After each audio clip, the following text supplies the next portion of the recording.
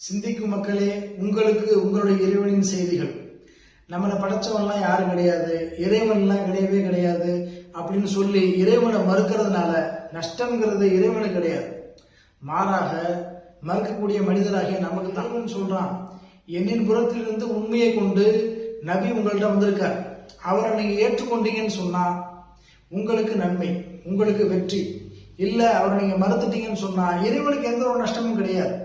இந்த வசனத்தின் தொடர்ச்சியாக இறைவன் சொல்றான், நீங்க இறைவனை மறுக்கிறதுனால அவனுக்கு எந்த ஒரு குறைவும் ஏற்பட போறதில்ல.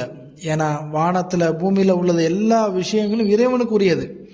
அவன் எல்லாத்தையும் அறிஞ்சவனாகவும் ஞானம் உடையவனாக இருக்கிறான் என்பதாக சொல்றான். அப்ப நஷ்டம்ங்கிறது நமக்கு தான். இறைவனை மறுக்கிறதுங்கிறது நம்முடைய அறியாமையை தவிர வேற எதுவும் இல்லை. கொஞ்சம் நம்ம சிந்திச்சு பார்த்தோம்னா இறைவன் இருக்கிறான்ங்கிறது நம்ம உணர்ந்து கொள்றதுக்கு எத்தனையோ அத்தாட்சிகள் இருக்கு. அல் குர்ஆன் 4:170.